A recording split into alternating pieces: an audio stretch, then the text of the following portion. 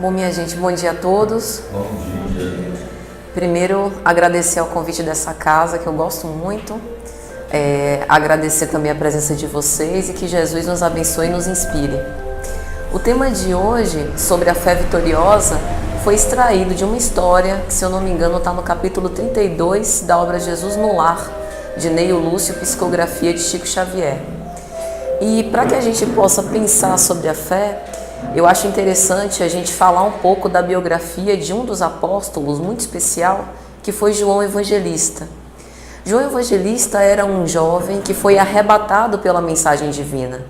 Alguma coisa na mensagem, no magnetismo irresistível de Jesus, fez com que ele, na pujança da sua mocidade, com tantos sonhos, largasse tudo para seguir o Messias.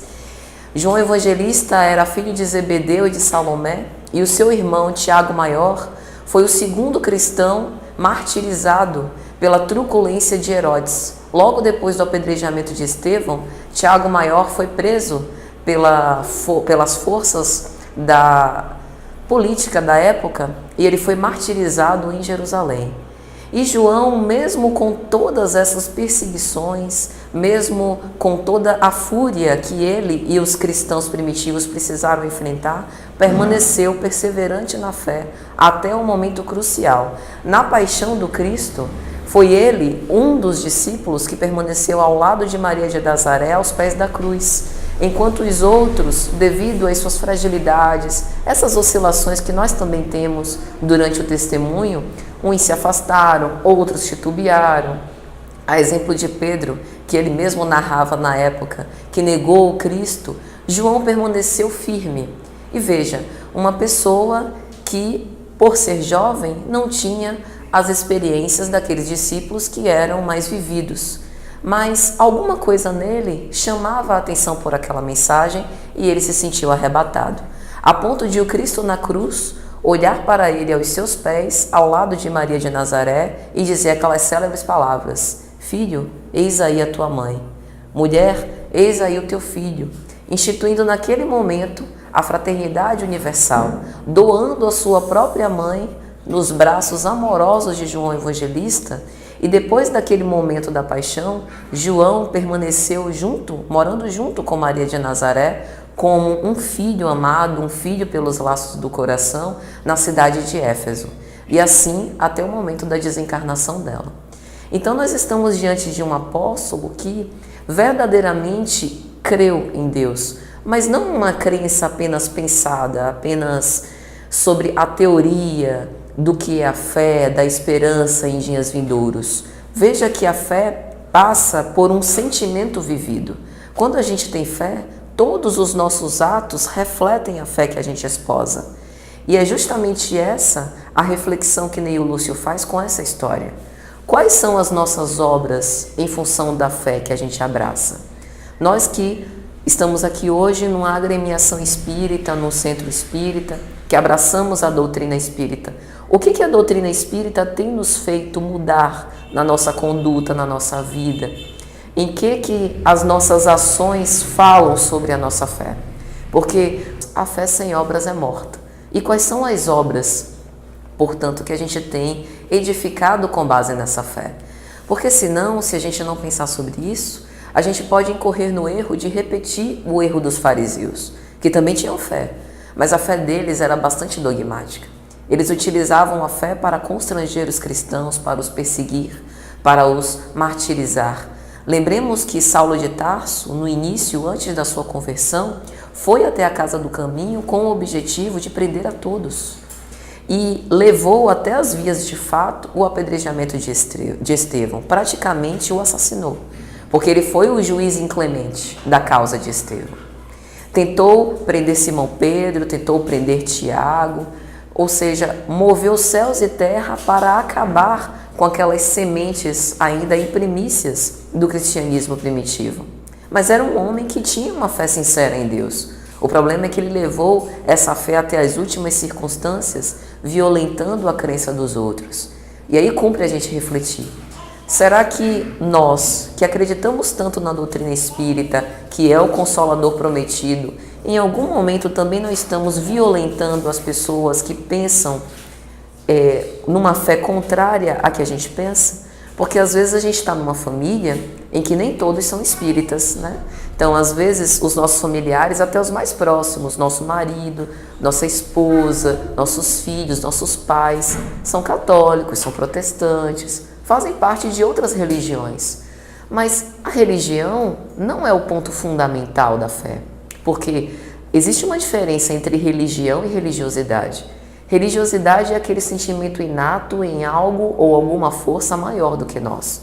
Nós chamamos essa força, essa inteligência suprema, causa primária de todas as coisas, de Deus. Mas as outras religiões, elas dão nomes diferentes a Deus. E nem por isso há uma ausência de religiosidade. Pode haver religiosidade sem religião. Quantas pessoas que nós conhecemos que não fazem parte de nenhuma religião, não se identificam com nenhuma e são extremamente caridosas? É porque o sentimento da religiosidade inato em nós, ele se desenvolve a despeito da fé que a gente chama. Mas se a nossa religião, que nós abraçamos como a doutrina espírita, nos ajuda a nos religar com Deus, ela cumpriu o seu exato papel. Isso significa que a religiosidade, essa religação com Deus, pode se dar fora do espiritismo. E eu acho que às vezes a gente esquece disso. E a gente precisa respeitar as convicções dos outros, né? Porque se Deus deu a cada um de nós a liberdade de consciência, é porque cada um pode escolher o seu melhor caminho. E há vários caminhos que nos ligam a Deus. Então, se para nós faz sentido a doutrina espírita, que através das nossas ações de paciência, de tolerância, de compreensão, de não violência, de respeito ao contraditório, a gente prove a nossa fé. É interessante porque fé, etimologicamente, vem de fidelis ou fides, que significa fidelidade. Ou seja, a fé é um sentimento de fidelidade à lei divina. Não obstante as provas, as expiações pelas quais a gente passa, os testemunhos naturais da nossa evolução, não importa o que aconteça, a gente mantém-se firme como uma rocha. Essa é a função da fé. É por isso que no capítulo 19 do Evangelho segundo o Espiritismo, quando Allan Kardec coloca a fé que transporta montanhas, ele tem uma mensagem que ele vai dizer: a fé, mãe da esperança e da caridade. Por quê? Porque se eu tenho fé em Deus, eu tenho naturalmente uma esperança no futuro. Porque foi isso que o Cristo nos mostrou. Depois da paixão e da sua ressurreição, a mensagem dele na cruz como uma ponte entre os céus e a terra foi para dizer: tudo que a gente passar não importa. As experiências, as mais dolorosas que a gente passar, elas farão sentido porque nós herdaremos a vida eterna. Eu não vim para esse mundo, o meu reino não é desse mundo. Então ele veio matar a morte para nos prometer a vida eterna. É por isso que a fé é mãe da esperança. Porque com base nessa convicção sincera, a gente sabe que todas as nossas dores passarão. E as alegrias também. Como dizia Chico, tudo passa. Tanto a felicidade extrema, quanto a extrema tristeza.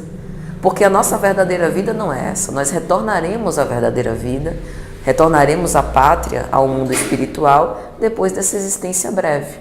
Então isso nos faz dar pouca importância aos dramas que a gente passa no mundo.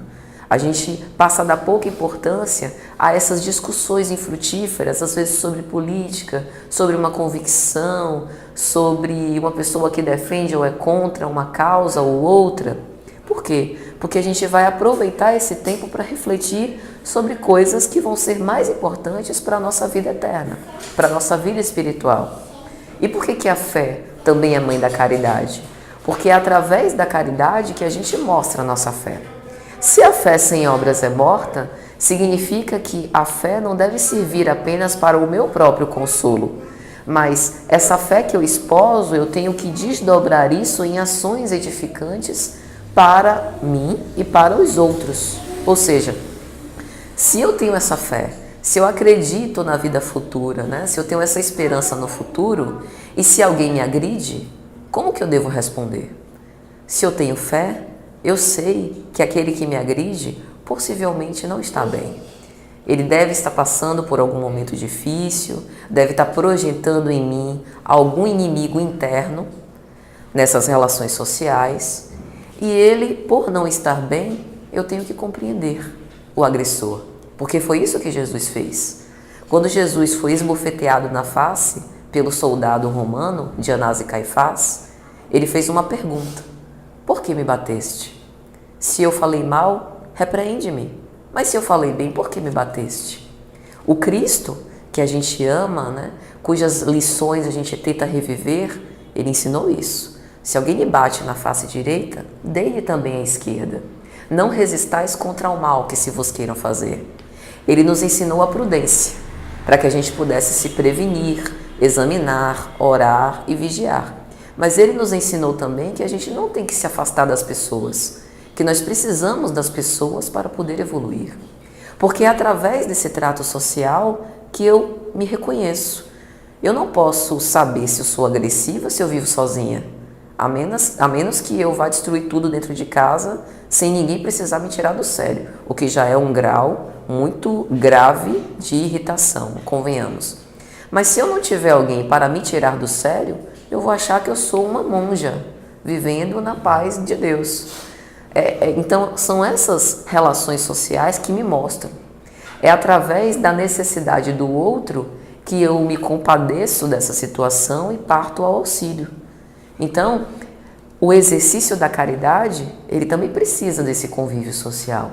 A caridade material mais conhecida, né, da distribuição de alimentos, de donativos, para as pessoas que não têm nem o necessário para sobreviver, mas sobretudo a caridade moral, da gente conseguir conviver com essas opiniões opostas sem agredir os nossos semelhantes, da gente conseguir tolerar alguém que pensa diferente de nós e que a gente pode aprender também com os argumentos que aquela pessoa tem para pensar de uma forma diferente da gente. Da gente conviver, portanto, com esses interesses opostos e, sobretudo, de não ser inquisidores da vida alheia. Porque esse foi o erro dos fariseus. Os fariseus, eles tinham uma religião com pouca religiosidade.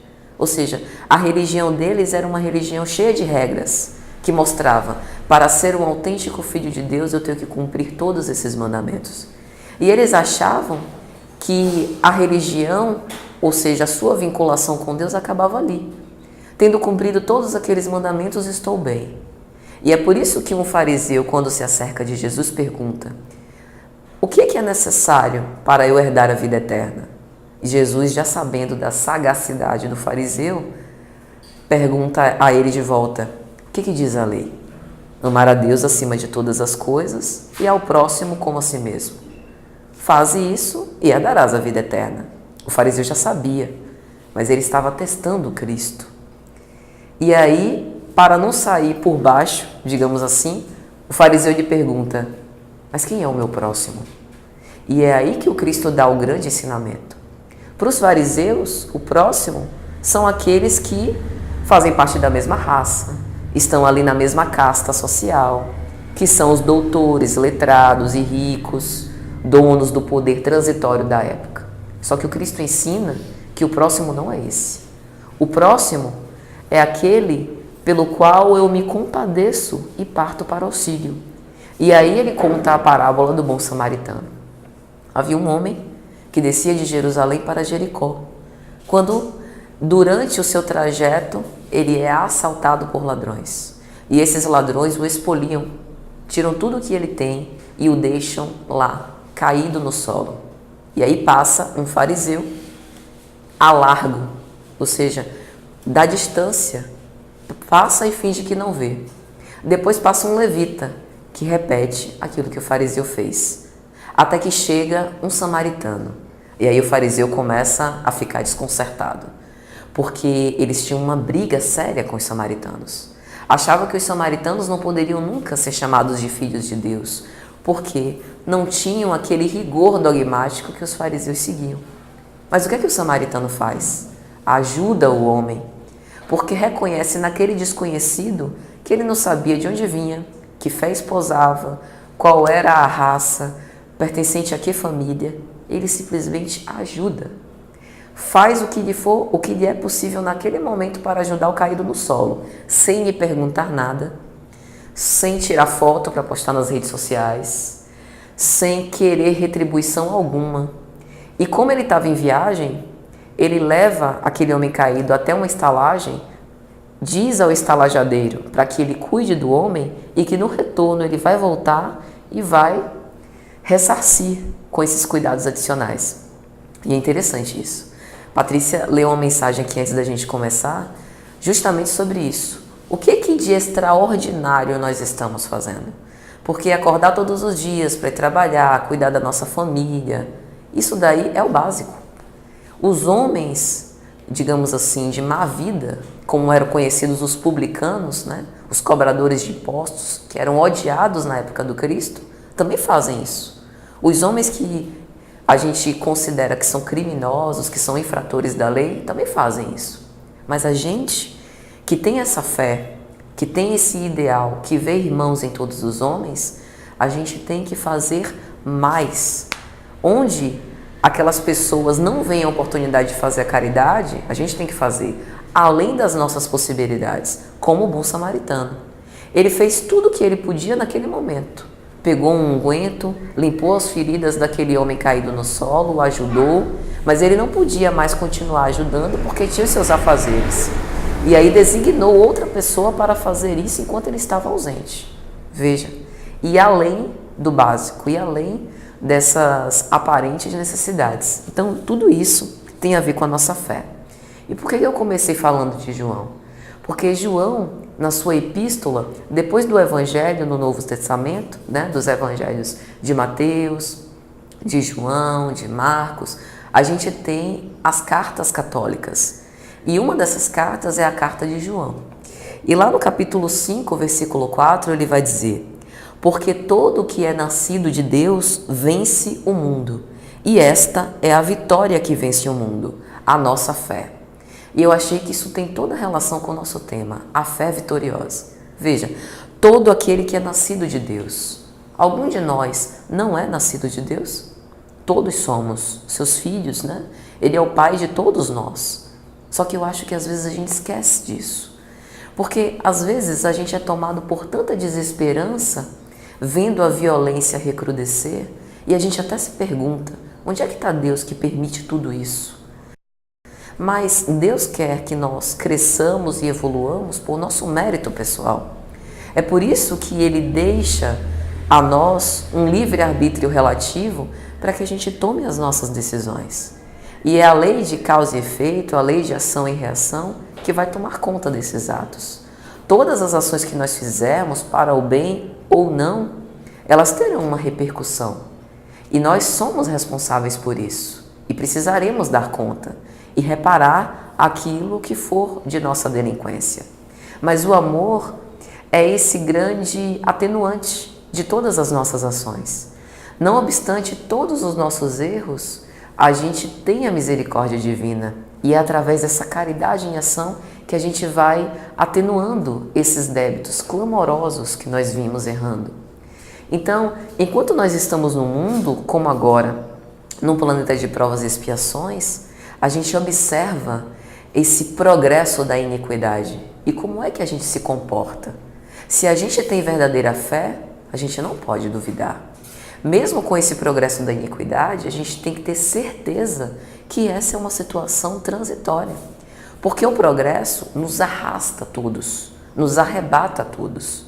E nós que já temos essa fé mais viva, nós somos esses pontos luminosos para mostrar pelas nossas ações que está tudo certo.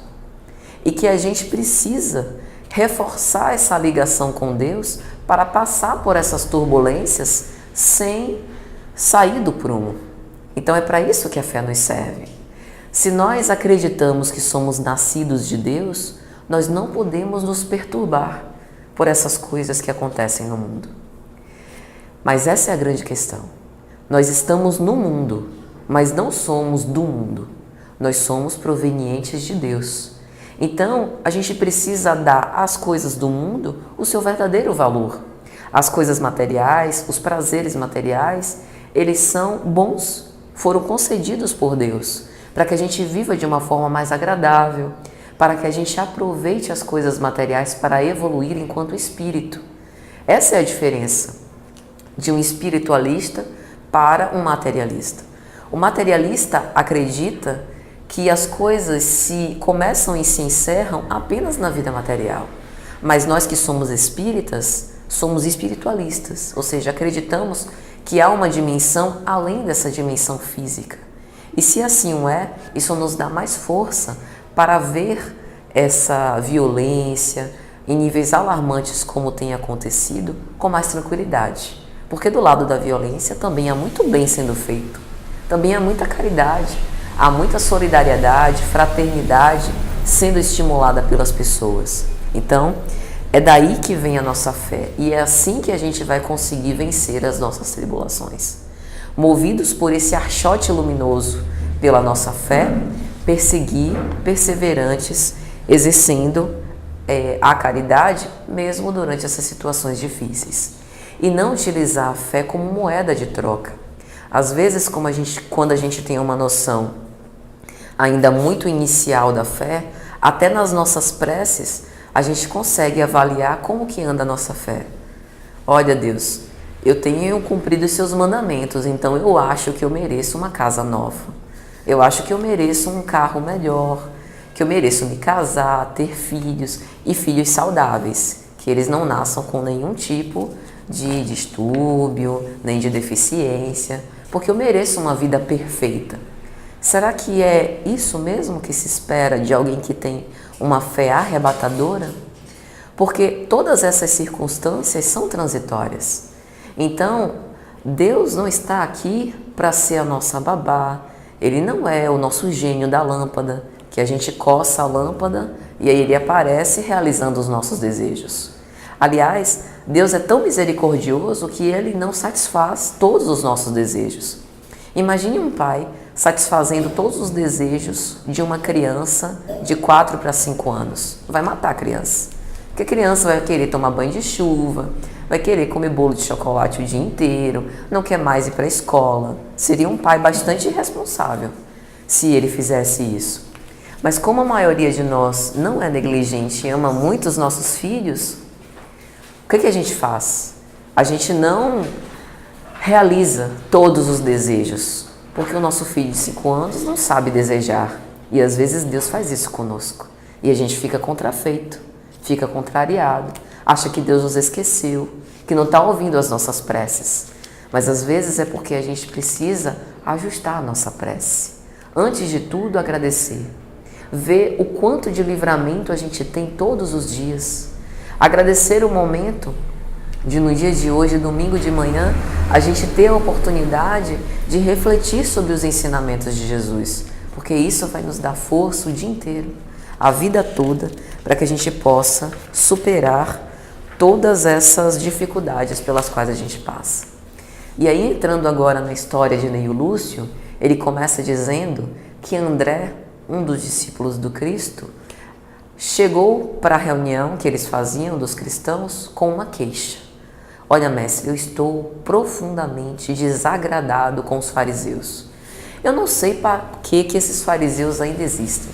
Eles só atrapalham a nossa semeadura cristã. Nós queremos trabalhar fazendo o que eles deveriam fazer, que é a assistência aos mais necessitados, e eles vêm aqui nos perseguir, atrás de querelas, nos chamando de malfeitores, quando a gente só quer fazer o bem e a caridade. Eu estou profundamente amargurado por esses fariseus. E eu acho que a gente deveria fazer um motim com uma resistência franca em relação aos doutores da lei. E Jesus, ouvindo todas aquelas queixas, paciente, esperando André terminar de descarregar, de desabafar. E aí Jesus começa a dizer assim: sem o amor, nós não vamos implantar o reino dos céus na terra. E isso é interessante, porque às vezes a gente acha que o amor é só para quem pensa como a gente pensa, é só para quem nasce na nossa família, é só para quem gosta da gente. Mas Jesus levou o amor a um patamar quase apoteótico. Antes a gente já tinha, pela lei de Moisés, amar ao próximo como a si mesmo. Aí ele primeiro ensina quem é o próximo. O próximo não é só aquele que esposa a mesma crença que a gente, são todos. Depois, ele estende o conceito do amor. Ouvistes o que foi dito: amarás o teu próximo e odiarás o teu inimigo. Eu, porém, vos digo: amai os vossos inimigos, orai por aqueles que vos perseguem e que vos caluniam. Aí acabou. Porque amar a quem nos persegue dói na carne. Como é que a gente pode desenvolver um sentimento de afeto por alguém que não tem um sentimento de afeto por nós? Jesus estava ensinando renúncia, ensinando que o amor verdadeiro é aquele que ama sem desejo de retorno, porque provavelmente ao amar o inimigo não vai nos amar de volta.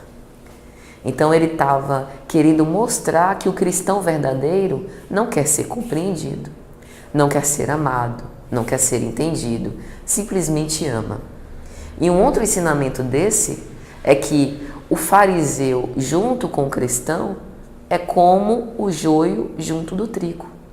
Veja que quando Jesus narra essa parábola do joio junto do trigo, ele diz mais ou menos assim: o reino dos céus é como um senhor de terras que planta o trigo no seu campo. E em um determinado momento esse senhor se afastou do seu campo, veio o inimigo e plantou o joio. E então os trabalhadores desse senhor viram que o joio estava crescendo junto com o trigo. E aí perguntam a esse senhor: Senhor, o que nós devemos fazer? Devemos extirpar o trigo? Devemos extirpar o joio? E aí o Senhor lhe responde: não. Deixai que cresçam juntos, joio junto do trigo. Porque se o joio for arrancado, o trigo também será. E depois que ele já estiver crescido, nós retiraremos o joio, ataremos ele em molhos e lançaremos as chamas. Veja que ensinamento profundo. O joio nasce junto do trigo não é porque o Senhor de terras é negligente, é porque ele é misericordioso.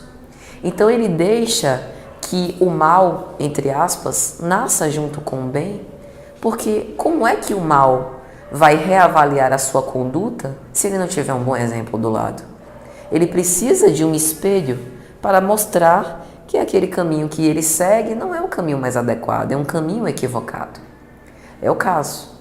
Mas, convenhamos, para o trigo é necessário um esforço adicional, o esforço da tolerância.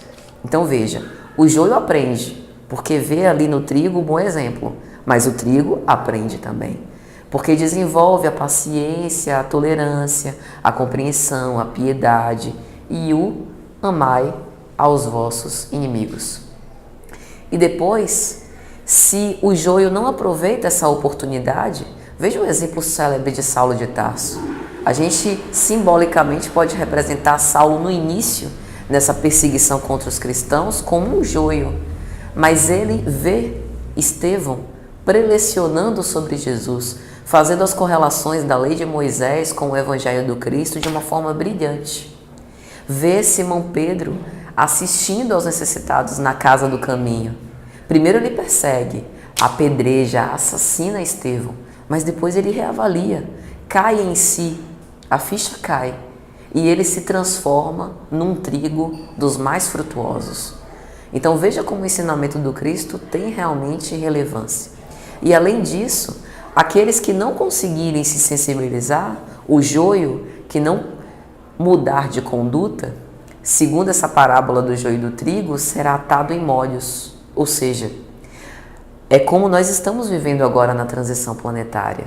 Para muitos de nós é a última chance de reavaliar a nossa conduta e de seguir a lei divina. Mas aqueles que não conseguirmos nos alinhar à lei divina, seremos fatalmente redirecionados a um orbe inferior. Porque se a Terra irá progredir de planeta de provas e expiações para a regeneração, convenhamos que nem todos estaremos ambientados com essa mudança, com essa transição planetária. É essa figura do atar em molhos. Vai reunir todos esses espíritos que não estão mais sintonizados com essa regeneração do planeta para um mundo em relação ao qual estejam adaptados. Então o tempo urge. Por isso que a gente tem que mobilizar todas as nossas forças para mudar e para nos aprimorar agora, porque esse é um momento realmente azado. Então é isso que Jesus responde a André. É necessário que a gente exercite essa tolerância e essa esperança. E aí ele narra uma história para ilustrar. Aí Jesus diz assim: numa época de fé selvagem, haviam 3 homens, que um acreditava que Deus estava no trovão, o outro no vento e o outro no sol. E aí é interessante, por que Jesus usa isso da fé selvagem? Quando Jesus fala sobre fé, ele sempre correlaciona a fé ao grão de mostarda. Porque se tiveres fé do tamanho de um grão de mostarda, dirás àquela montanha, move-te de lá para cá, e assim ela faloá. Então, quando ele fala de fé selvagem, ele está falando do conceito de fé em primícias. Todos nós temos um conceito de fé. O materialista, embora ele não acredite em Deus, mas ele tem a fé em si mesmo. Porque ele sabe que se ele trabalhar, se ele se dedicar, ele vai conseguir as suas conquistas materiais. Então ele tem um conceito de fé. Mesmo que não seja fé no Pai, mas é um conceito de fé em si. Então todos nós carregamos essas primícias de fé em um nível maior ou menor desenvolvido. Então é por isso que o Cristo faz essa analogia com um grão. Porque a nossa fé pode ser um grão que ainda nem germinou, ou pode ser uma planta, pode ser uma árvore frondosa, depende da gente. Depende do que a gente faz com esse grão. Depende da nossa forma de alimentar e de trabalhar com base nessa fé para construir as nossas obras. Não obras físicas, mas as nossas ações. Então são as nossas ações que provam a nossa fé. Então ele vai dizer nessa história que cada um desses homens acreditava que Deus estava em uma das forças da natureza. E os antigos, antes da civilização, acreditavam nisso. Acreditavam no Deus trovão, no Deus sol, que essas forças naturais eram as expressões de Deus. E realmente são. Se Deus está em tudo, Ele também está no sol, também está no trovão, também está nos ventos. E aí o que acontecia? Por conta de cada um ter uma convicção diferente, eles acreditavam que tinham razão. Cada qual acreditava que si mesmo estava certo. E aí eles começaram a brigar. Porque um queria impor a própria convicção ao outro. E nesse momento Jesus também dá, como a gente diz, um tapa com luva de pelica a André. André, mesmo você sendo cristão e tendo essa fé em Deus, de acordo com a religião cristã, não queira impor a sua convicção aos fariseus, porque eles também têm a fé em Deus, só que de acordo com a lei de Moisés. E o Deus é um só. Veja que as formas ou os caminhos que nos ligam a Deus são diferentes, mas o mais importante não é a religião, são as obras que a gente consegue construir com base na fé que a gente esposa. É por isso que Kardec elege como lema espírita: fora da caridade não há salvação. Porque não importa a religião. Se nós conseguimos transformar o nosso amor em obras construtivas através da caridade, que importa a religião que a gente esposa? Tanto faz. É apenas uma forma que a gente encontra de se identificar com aquela mensagem por aquelas linhas. Então, é sobre isso que Jesus fala. E aí o que aconteceu com esses 3 homens? Eles começaram a brigar. Um pegou as pedras que tinham naquele local e começou a lançar essas pedras contra os outros 2 irmãos. Um outro pegou pedaços de madeira e começou a atear fogo naquela madeira para incendiar os outros 2. E o outro pegou outros materiais para fazer o mesmo. Começaram as brigas. E às vezes a gente não se pega também nessa situação. Às vezes a gente está dentro da casa espírita para fazer uma reunião, para discutir alguma coisa, e aí alguém se levanta com uma opinião contrária, a gente já quer pegar também as nossas pedras para lançar contra o outro.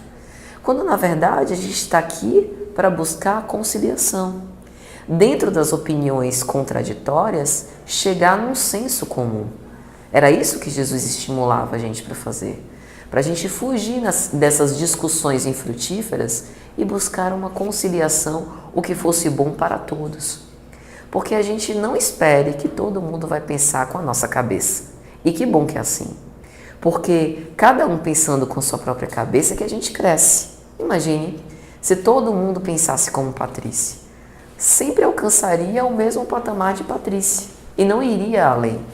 É pela diversidade desses pensamentos, dessas culturas, diversidade das crenças, diversidade de experiências de vida que a gente enriquece as nossas relações. É por isso que a gente pode progredir intelectualmente sozinho, mas para progredir moralmente, a gente precisa uns dos outros. E aí, Deus, compadecido daquela situação, daqueles 3 irmãos brigando uns contra os outros, manda um anjo bom. E aí o anjo bom mostra que aquelas pedras, ao invés de eu lançar contra os outros, elas podem servir para edificar casas. Mostra que aqueles pedaços de madeira incendiados, ao invés de matar os nossos semelhantes, podem servir para aquecer as casas e dar conforto. Mostra que todas essas forças da natureza, o trovão, os ventos, o sol, Deus está em tudo, porque nos dá o sol para aquecer o nosso planeta, nos dá os ventos para poder refrescar a nossa vida e nos dá também o trovão para fazer a limpeza necessária na nossa atmosfera. Então, ele mostra que a convicção de cada um está certa, dentro da compreensão que cada um tem. Que a gente não precisa brigar para saber se Deus está em um lugar ou em outro, mas que a gente tem que usar essa nossa crença para viver de uma forma melhor. E mostra também que a pedra e que a madeira, eles são neutros. Tanto podem ser ferramentas úteis para o nosso trabalho, para o nosso bem-estar, como podem ser armas. Quem é que decide se uma pedra será uma arma ou será um material de construção? Nós decidimos. Então isso também é um ensinamento importante de Jesus. Nós também temos os nossos atributos. Temos a nossa paciência, a nossa inteligência, a nossa sociabilidade, né? A eloquência, a oratória. Tudo isso são ferramentas que Deus nos deu, são talentos. E o que a gente está fazendo com esses talentos? Tantas pessoas inteligentes que têm utilizado a sua inteligência, escritores que têm utilizado a sua inteligência para escrever livros sobre sexualidade exacerbada, sobre crimes odientos. Para que a gente está utilizando nossa inteligência para isso? A gente está promovendo com que os nossos leitores, ao ler aquelas obras, fiquem desconcertados, aflorem paixões que são más paixões, que não vão levar a essa serenidade, essa lucidez. Então o convite é que a gente use a nossa inteligência para instruir os outros, para promover o despertamento de consciências, sem a presunção de transformar ninguém, mas dando a nossa parcela de contribuição. Que a gente use a nossa sociabilização não para espalhar maledicências ou injúrias contra os outros, mas para conviver melhor com as pessoas, fazer com que a gente proporcione o acolhimento, receber bem as pessoas na nossa casa. Então, cada um desses talentos podem ser direcionados para o bem ou para o mal, depende de nós. Veja os doutores da lei, tão inteligentes, estudiosos da mensagem de Deus. E para que serviu tudo aquilo? Essa pergunta a gente também tem que fazer. Para que nos servem esses instrumentos do alto que nos foram dados? É para que a gente se oponha, construindo muros contra os nossos semelhantes, ou para que a gente estabeleça pontes entre os nossos irmãos? E aí é interessante porque nesse capítulo de O Evangelho segundo o Espiritismo sobre a fé, que transporta montanhas, Kardec vai dizer: a fé verdadeira se alia à humildade. E realmente, porque para eu acreditar em Deus, uma força suprema, uma inteligência maior do que a minha, maior do que a de todos nós, eu preciso reconhecer-me inferior a Deus. E isso, além de ser inteligente da minha parte, é também um ato de humildade. Quem tem soberba, quem tem um orgulho muito exacerbado, não consegue acreditar nisso, que há uma inteligência maior do que ele mesmo. Então, a fé, ela também nos ajuda a ser mais humildes. Só que a gente não pode se vangloriar também da nossa fé. Veja que em tudo é necessário um equilíbrio. A gente não pode nem ser fanático demais, porque às vezes a gente vê isso nas casas espíritas. A pessoa tem alguns problemas físicos sérios, às vezes até uma doença, que para a medicina é difícil de curar, e aí acha que vai ser curada com passe e oração. A gente tem que aliar as duas coisas. Não pode nem ser fanático a ponto de achar que a oração e a água fluidificada resolve tudo, dispensando os cuidados da medicina que estão aí para nos ajudar e para também colaborar com a nossa saúde. Nem podemos estar no outro extremo, achando que só cuidando do corpo que a gente tem verdadeira saúde. Se nós temos uma interface, uma esfera psíquica, a gente precisa cuidar de mente e corpo, do lado espiritual e também do lado corporal. E isso também é exercício de fé. E então, Jesus narrando essa história mostra que aqueles homens, todos eles, cada um se sentia autêntico filho de Deus, mas queriam a preponderância dos seus próprios pontos de vista. E a gente não pode permitir que essa nossa presunção nos afaste das pessoas. Isso seria repetir os erros dos fariseus. Então a gente tem que se perguntar, de que tem servido a nossa fé? Ela tem servido para nos aproximar dos nossos semelhantes? Ou para dizer, essa pessoa ainda tem uma fé muito incipiente, ficam dentro das igrejas gritando, cantando alto, falando aleluia, aleluia, amém, batendo na Bíblia. Não, eles não são filhos de Deus. Quem é filho de Deus sou eu, que estou no Espiritismo, estudando as leis morais. Mas se o Espiritismo ainda não serviu para que a gente veja essas expressões diferentes da nossa e compreender que é o momento daquele irmão viver aquele tipo de experiência, a fé ainda não está nos servindo. Nós não somos melhores por ser espíritas. A única coisa que nos torna melhores é o quanto de amor nós temos praticado. Veja que o Cristo não trouxe nenhuma religião.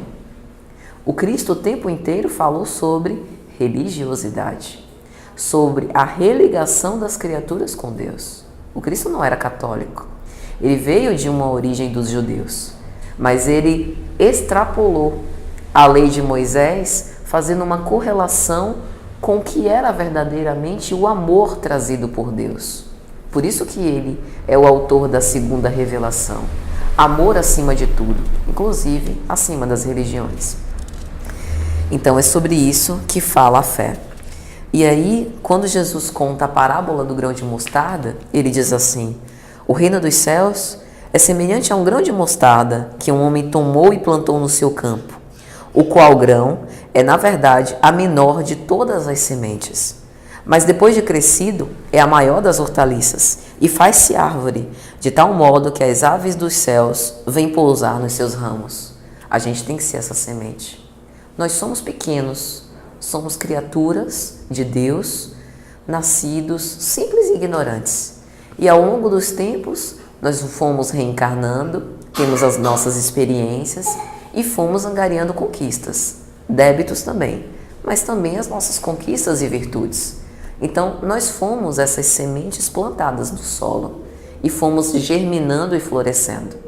Só que agora a gente não tem que ser só uma semente, a gente tem que ser uma árvore frondosa, que acolhe, que precisa de auxílio e amparo. Como é bom quando a gente está em desespero, passando por problemas, ter aquele amigo fiel, que a gente pode se abrir e que ele não vai nos julgar, não vai nos contar mais problemas, vai simplesmente nos ouvir, nos acolher. Essa é a expressão da árvore frondosa. A gente tem que ser assim, porque a nossa fé nos mostra isso, que quem verdadeiramente é cristão sabe que a gente tem que amar e compreender o outro, tem que ouvir. Isso é caridade. Não condenando o outro por ele se queixar. Se ele ainda se queixa, talvez é porque ele tenha tantos problemas e ele não tem a fé que eu tenho para poder conviver bem com esses problemas. Então eu tenho que ensinar para ele como é a postura de não fazer isso que ele faz. Entende? Quando a gente condena o outro, a gente estabelece uma dissensão que nos afasta. Quando a gente compreende e mostra como fazer, a gente dá um bom exemplo e aí o outro começa a pensar: eu acho que me queixar não está adiantando muito. Não vai me livrar dos problemas e vai me afastar cada vez mais da mensagem divina. Eu acho que eu devia ser como meu amigo, que quando eu me queixo, me ouve e não me julga. Eu acho que se Jesus estivesse aqui, ele faria assim. É assim que os espíritas têm que ser reconhecidos. O quanto do cristianismo primitivo, o quanto dos ensinamentos de Jesus a gente já consegue viver. Porque a mensagem do Evangelho é uma mensagem maior, que a gente ainda não consegue viver em sua plenitude. Mas tem uma parte do Evangelho que já dá para fazer. Será que a gente já consegue conviver com essas contradições sem se perturbar? A gente já consegue ajudar o caído no chão sem perguntar de onde ele vem, o que ele faz, sem saber se ele é um malfeitor ou não? A gente já consegue amar os nossos inimigos? O que do Evangelho a gente já consegue viver? Então é isso o exercício. E aí Jesus, terminando essa história, diz o seguinte: em geral, nós protegemos os nossos núcleos familiares e acabamos colocando uma guerra contra o nosso próximo.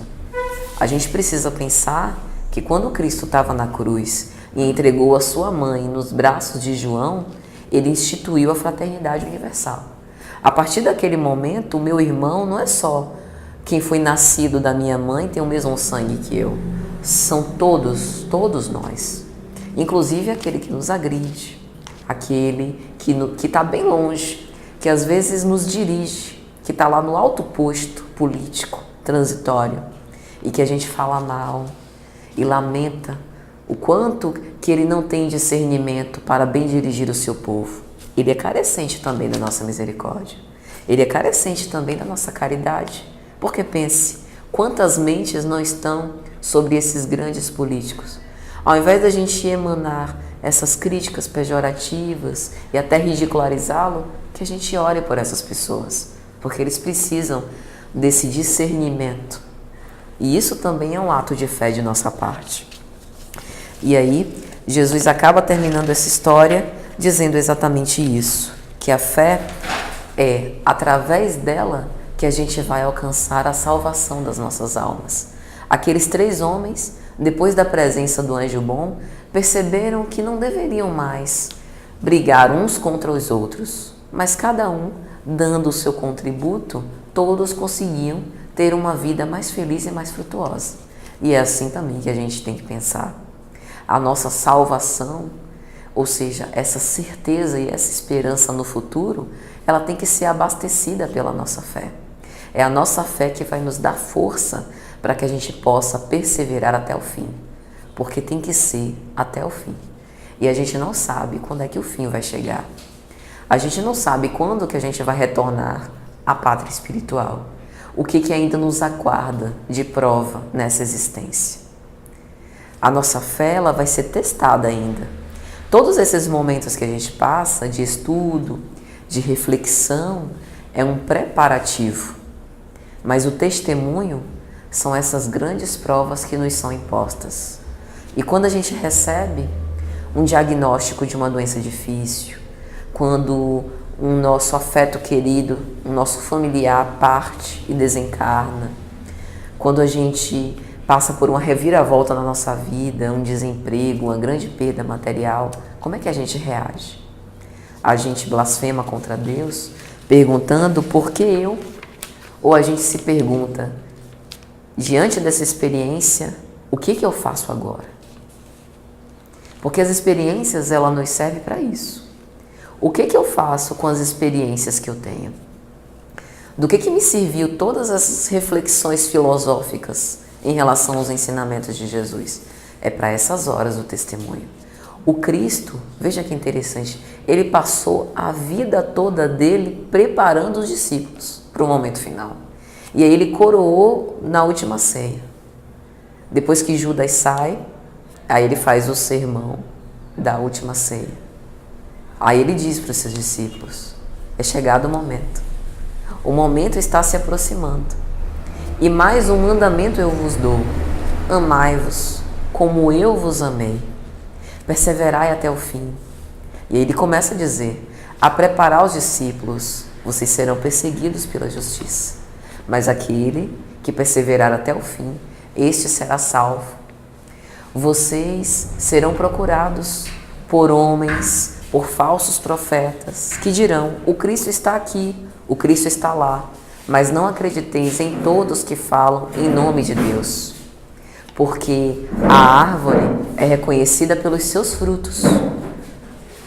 Uma mangueira não pode dar jabuticaba, uma laranjeira não pode dar morangos.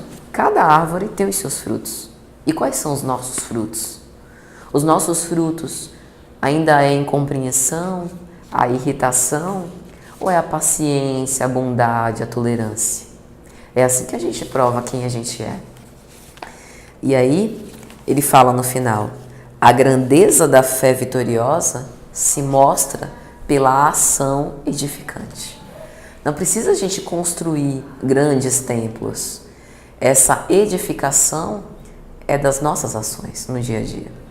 E aí, minha gente, para concluir, eu gostaria de me lembrar de uma história que está no Antigo Testamento, que é uma história que até hoje me comove muito. Está no livro de Gênesis, no capítulo 22. Abraão é um dos patriarcas do povo hebreu. É um homem que reuniu povos diferentes durante muitas transições que ele precisou mudar de lugar. E o maior sonho da vida de Abraão era ter um filho. Mas a sua mulher Sara, que já era idosa, alguns teólogos acreditam que Sara já devia ter por volta dos seus 60 anos, não havia engravidado. E eles já tinham perdido as esperanças, ao ponto de Sara, num ato de muita caridade, é confiar demais no marido, pediu que ele se deitasse com a serva Agar. E ele teve um filho com Agar, Ismael. E depois disso, imagine para uma mulher conceder isso. Mas era porque ele era o patriarca, ele precisava ter descendentes e ela não conseguia engravidar. Depois disso, o anjo de Deus aparece a Sara. Sara, agora você vai engravidar. Se eu fosse Sara, perguntaria para o anjo: agora? Depois de tudo que aconteceu, não quero mais não. Eu ia me melindrar, eu admito. Mas Sara não faz isso, graças a Deus. Sara dá risada, que nem vocês deram agora. E aí o anjo diz: pois bem, porque riste, o nome do seu filho vai ser Isaac, que vem do hebraico risada. E assim efetivamente acontece. Sara engravida aos 60 anos. E dá à luz a um filho saudável, um menino lindo, de nome Isaac. Abraão era um homem de muita fé. Na linguagem do Antigo Testamento, um homem temente a Deus, mas temente aqui no bom sentido, né? De acreditar que Yahvé era o Senhor. E aí Yahvé fala com Abraão: Abraão, eu quero testar a sua fé. Mais provas, Senhor? Sim, Abraão. Uma última prova. Eu quero que você sacrifique o seu filho, por amor a Deus. Imagine, meus amigos, que pedido. Depois de tanto tempo que esse homem tinha o desejo de ter a criança, Deus concede, envia um anjo para engravidar sua mulher e agora pede um sacrifício do seu filho. Mas isso é a fé. Confiança irrestrita em Deus. Porque se a gente tem verdadeira fé, a gente sabe que Deus é nosso Pai. E qual é o pai que quer o mal do seu filho? Nenhum. Então, se Deus estava fazendo aquele pedido, era porque ele tinha um plano maior para Abraão. E Abraão aquece. Ele pega um pedaço de lenha, cordas, pega o menino, um punhal e sobe o Monte Moriá. Quando Sara fica sabendo disso, não, esse homem só deve estar louco. sai desesperada, chorando, correndo atrás de Abraão para o deter e não consegue alcançar. E aí ela cai, chorando desesperada, rogando a Deus que ele não faça essa loucura. E ele sobe o Monte Moriá, arruma a lenha, ata as mãos e os pés de Isaac. E aí tem um momento célebre desse diálogo que Isaac vira para o pai e pergunta: papai, cadê o cordeiro que você vai sacrificar? E Abraão começa a chorar. Ele não queria. Qual é o pai que quer assassinar o seu filho?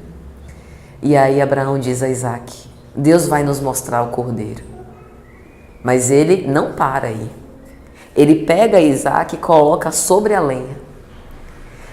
E no momento em que Abraão tira o punhal para assassinar o seu filho, Yahvé então se apresenta novamente. Abraão, foste testado e venceste. Você é um homem de muita fé. Desamarra o teu filho. Não precisa assassinar ele. Pega o cordeiro que está próximo da árvore. Havia uma árvore próxima e lá estava o cordeiro para o sacrifício, o que era costume na época, principalmente em época de Páscoa, o sacrifício do cordeiro.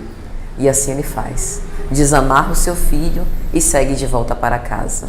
Veja a lição. Os testes que Deus faz são os mais imprevisíveis. Às vezes ele vai retirar aquilo que a gente tem de mais precioso na nossa vida. Mas qual é o objetivo disso? Nos martirizar? Nos amedrontar? Fazer com que a gente sofra e nos castigar? De forma alguma. Ele quer que a gente se desapegue das coisas materiais. Entenda que as nossas vinculações com os nossos afetos queridos sobrevivem à morte, passam além dos tempos. Ele quer nos mostrar que a nossa verdadeira vida é a vida espiritual. E tudo que a gente passa aqui é transitório, com o objetivo único de nos tornar mais próximos de Deus.